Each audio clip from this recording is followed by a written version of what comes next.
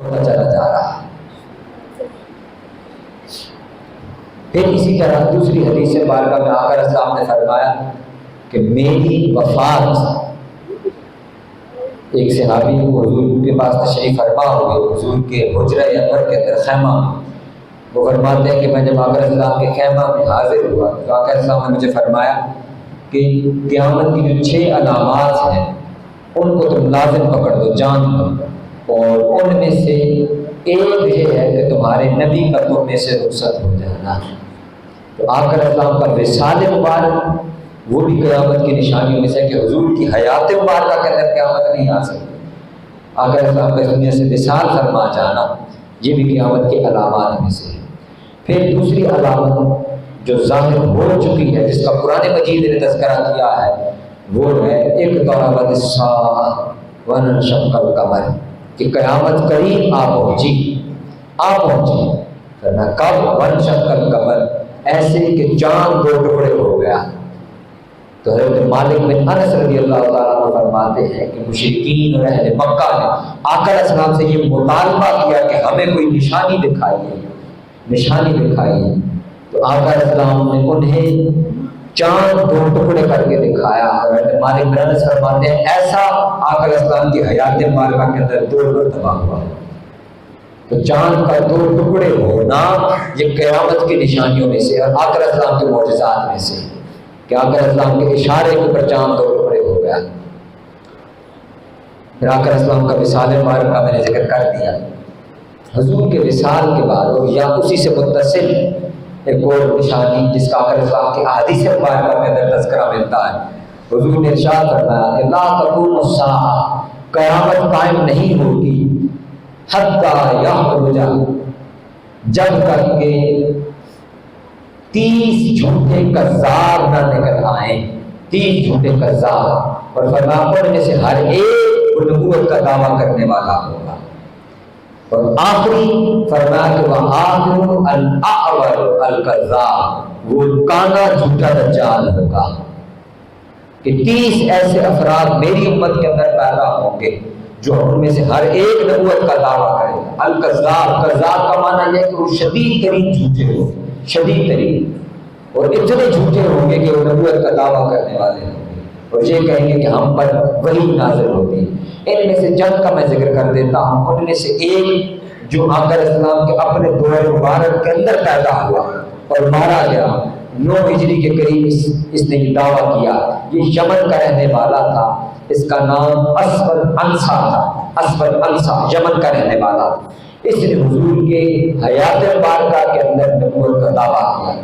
آقا علیہ السلام نے اس کی طرف پیغام بھیجا اور یمن کے والی کو فرمایا کہ اس کے خلاف کھڑے ہو جا۔ وہ اس کے ساتھ جنگ کی، جب ایک بڑا عجیب واقعہ پیش آیا، وہ یہ کہ اس کے اوپر جب تلوار چلائی گئی تو تلوار کا اس پر اثر ہی نہیں ہوا۔ تو لوگ اس سے پریشان ہو گئے، گھبرا گئے۔ انہوں نے کہا کہ شاید یہ سچا آدمی ہے، یہ سچا نبی ہے، لیکن صحابہ کرام کیونکہ موجود تھے، انہوں نے کہا کہ نہیں، یہ بدبخت ہے، جھوٹا ہے، کذاب ہے۔ پھر اس کے خلاف جنگ کی گئی اور اس کی اپنی بیوی اس کے ہاتھوں میں وہ قتل ہوا اور مارا گیا، کیونکہ اس کی بیوی مسلمان تھی، کلمہ گو تھی۔ اس نے اس کے شوہر کو قتل کر کے زبردستی اس کے ساتھ، تھوڑی سی گونج زیادہ ہے، گونج تھوڑی سی زیادہ ہے، اس کو تھوڑا سا کم کر دیں، آواز آپ بہتر سنائی دے رہی ہے، کم کر دیں، گونج تھوڑی سی کم کر دیں۔ تو اس کی اپنی بیوی جو کلمہ گو تھی، اس کے شوہر کو قتل کر کے اس نے نکاح کیا ہوا تھا، اس نے پھر اس کو قتل کر دیا، مار دیا۔ پھر ایک اور شخص تھا طلیحہ بن خویلد اسدی، طلیحہ بن خویلد اسدی، اس نے بھی دعویٰ نبوت کیا۔ وہ تلوار والا واقعہ اس کا وہ میں نے مکس کر دیا ہے، وہ تلوار جس پر اثر نہیں کرتی تھی وہ یہ طلیحہ بن خویلد اسدی تھا۔ اس نے بھی آقا علیہ السلام کی حیات مبارکہ کے اندر ہی نبوت کا دعویٰ کیا۔ اس کے جو قبیلہ بنی اسد کے عامل تھے، جو آقا علیہ السلام کی طرف سے گورنر تھے، وہ اس کی طرف گئے، حضرت زرار وہ گئے اس کی طرف، انہوں نے اس کے خلاف جہاد کا اعلان کیا۔ جب لوگوں نے اس کے خلاف تلوار اٹھائی، اس پر تلوار کا اثر نہیں ہوا تو لوگ پریشان ہو گئے، لیکن آقا علیہ السلام کے حکم پر اس کے خلاف لشکر نے حملہ کیا جنگ ہوئی، اس کے پورے لشکر کو شکست ہو گئی، تو یہ اپنی بیوی کے ساتھ شام بھاگ گیا، اور بعد ازاں شام میں یہ دوبارہ اسلام کی طرف پلٹ آیا۔ اس کا اسلام پھر بہتر ہوا، اور پھر یہ وہیں پر رہتے ہوئے اسلام کی خاطر جہاد کرتے کرتے ایک جنگ کے اندر شہید ہو گئے۔ یہ اپنی اس ارتداد سے واپس پلٹ آیا اسلام کی طرف۔ اس پر اللہ رب العزت کا کرم ہو۔ پھر ایک نامی گرامی شخص، یہ آقا علیہ السلام کی حیات مبارکہ کے اندر جس سب سے زیادہ معروف ہے ہم میں، جس کو ہم جانتے ہیں، اس کا نام تھا مسیلمہ۔ یہ یمامہ کا رہنے والا تھا، مسیلمہ کذاب اس کو کہا جاتا ہے۔ یہ مدینہ کے اندر آیا، اور مدینہ آ کر اس نے آقا علیہ السلام کو پیشکش کی کہ جی آپ میرے ساتھ صلح کر لے، ہم دونوں نبوت کے شریک بن جاتے ہیں۔ یہ اتنا بدبخت تھا، تو آقا علیہ السلام نے اس بدبخت کو چھوڑا اور فرمایا کہ میں تجھے جواب نہیں دیتا۔ ایک صحابی تھے، حضور نے فرمایا میری طرف سے یہ تجھے جواب دیں گے، مجھے تیری کوئی شرط قبول نہیں۔ وہ واپس پلٹ کر چلا گیا۔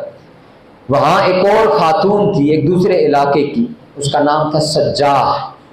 اس خاتون نے بھی نبوت کا دعویٰ کیا، آقا علیہ السلام کی حیات مبارکہ میں ہی نبوت کا دعویٰ کیا۔ اور پھر وہ سجاح اس مسیلمہ کے پاس یمامہ میں آئی، اور ان دونوں نے آپس میں ملاقات کی۔ ملاقات کر کے آپس میں ایک دوسرے کی جو جھوٹی ان کی اپنی طرف سے انہوں نے بنا رکھی تھی کہ ہمارے طرف وہی آتی ہے، تو وہی کا تبادلہ کر کے تو انہوں نے آپس میں ایک دوسرے کے ساتھ شادی کر لی، اور دونوں نے اپنی اپنی نبوت کا دعویٰ کر دیا۔ اس کی جو قوم تھی وہ بڑی جنگجو تھی، لڑنے والے لوگ تھے۔ آقا علیہ السلام کے وصال فرما جانے کے بعد سیدنا صدیق اکبر رضی اللہ تعالی عنہ آپ نے اس بدبخت کے خلاف پھر لشکر بھیجا، اور بڑی معروف پھر جنگ ہوئی جس کو جنگ یمامہ کہتے ہیں، جنگ یمامہ، جس جنگ کے اندر بڑی کثیر تعداد میں صحابہ کرام رضوان اجمعین شہید ہوئے۔ یہ وہی جنگ ہے جس کے اندر حفاظ صحابہ کرام شہید ہوئے، حفاظ، اور جس کے بعد حضرت فاروق نے اور دیگر صحابہ کرام نے سیدنا صدیق اکبر رضی اللہ تعالیٰ عنہ کو یہ عرضی پیش کی کہ آپ قرآن مجید کا ایک نسخہ مرتب فرما کے مصحف کی شکل کے اندر اس کو جمع فرما دیں۔ مصحف کی یہ کتابی شکل جو ہمارے پاس آج موجود ہے، جس پر سیدنا صدیق اکبر راضی نہیں ہوتے تھے، تو بعد ازاں سیدنا عمر فاروق اور دیگر صحابہ کرام مولا علی کرم الکریم نے آپ نے قائم کیا، اور سیدنا صدیق اکبر رضی اللہ تعالیٰ عنہ نے قرآن مجید کو پھر ایک مصحف پر جمع فرمایا۔ جنگ یمامہ کے اندر پھر یہ مسیلمہ جو ہے، اس کو وحشی بن حرب رضی اللہ تعالیٰ عنہ، یہ وہی وحشی ہے اور یہ وہی حبشی غلام ہے جنہوں نے جنگ احد کے اندر حضرت حمزہ رضی اللہ تعالیٰ عنہ کو شہید کیا تھا۔ تو فتح مکہ کے موقع کے اوپر جب انہوں نے اسلام قبول کیا اور آقا علیہ السلام سے معذرت چاہی، تو حضور نے فرمایا کہ تیری توبہ یہی ہے کہ تم جتنا عرصہ زندہ رہو میری آنکھوں کے سامنے نہ آنا، کیونکہ میں جب تمہیں دیکھوں گا مجھے میرے چچا حضرت حمزہ کی یاد آ جائے گی۔ پھر یہ تلاش میں رہے کہ میں کسی طریقے کے ساتھ اس اپنے جرم کا ازالہ کروں۔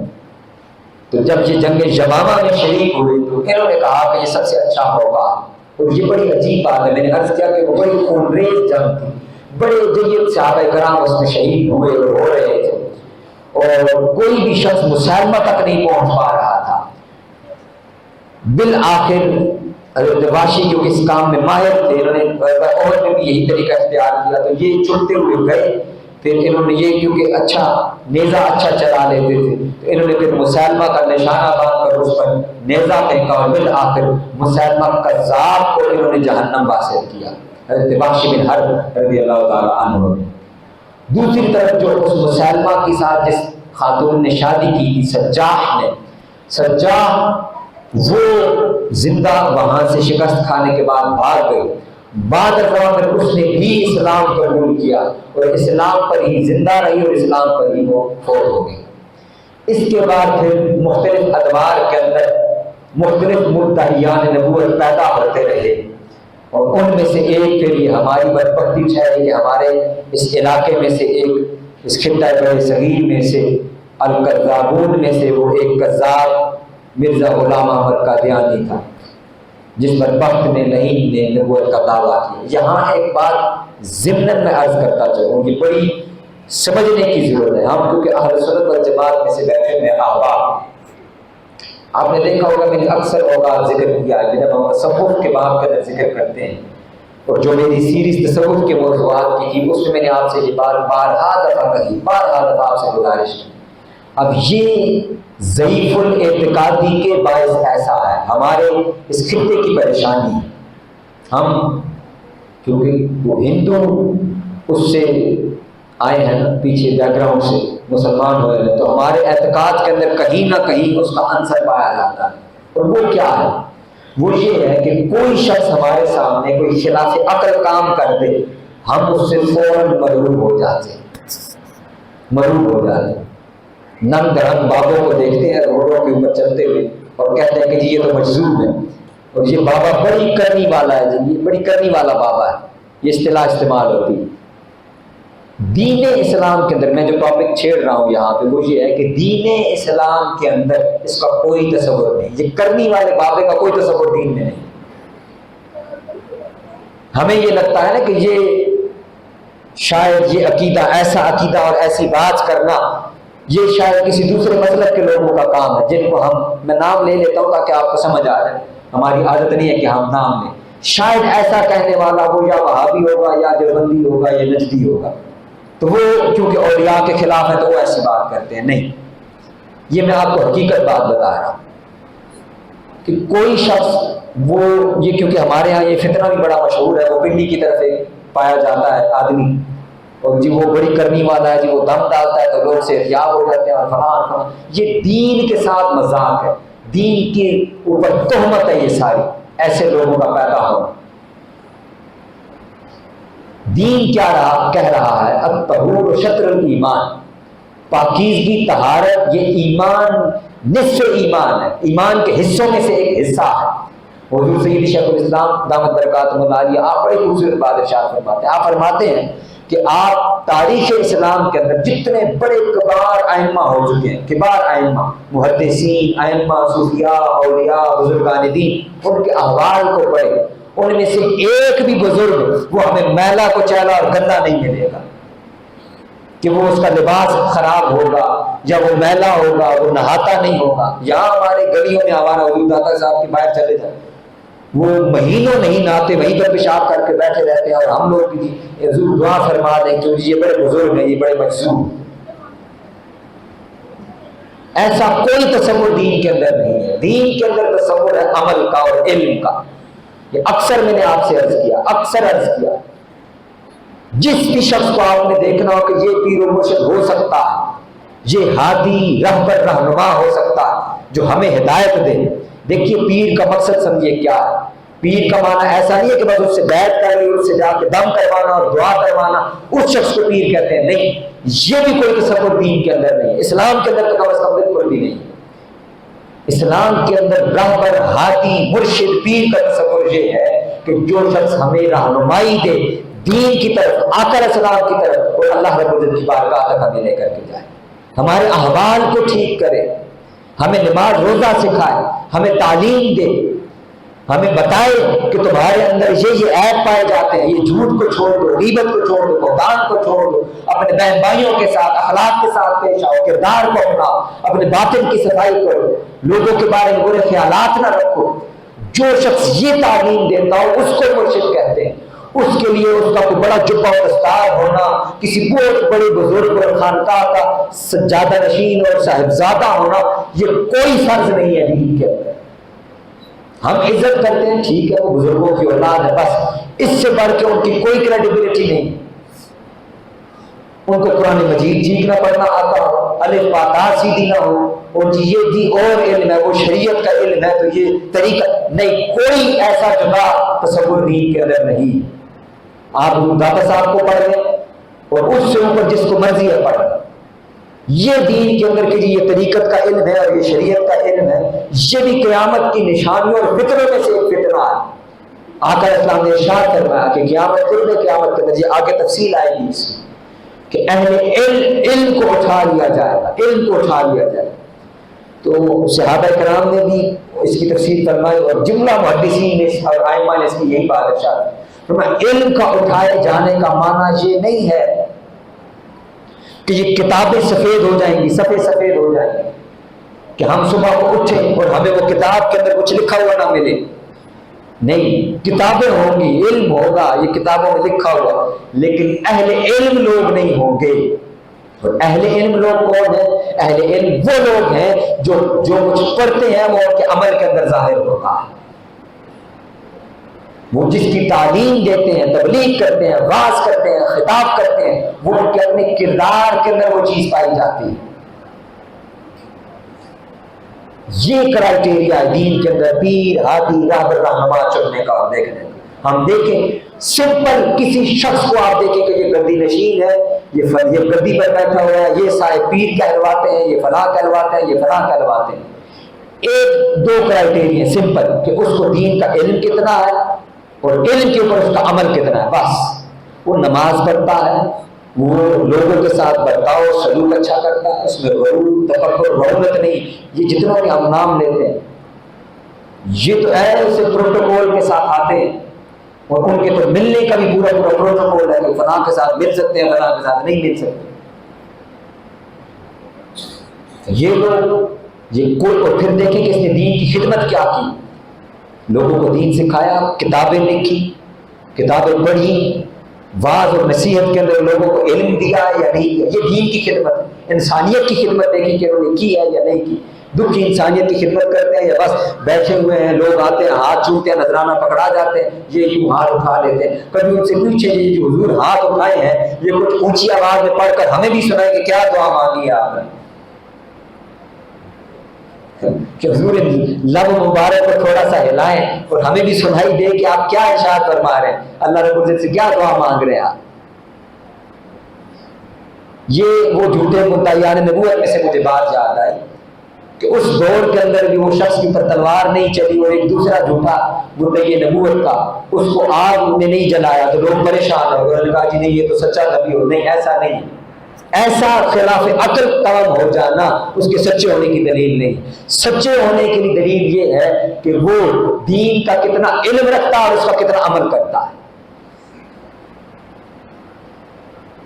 یہ سچے ہونے کی نشانی ہے.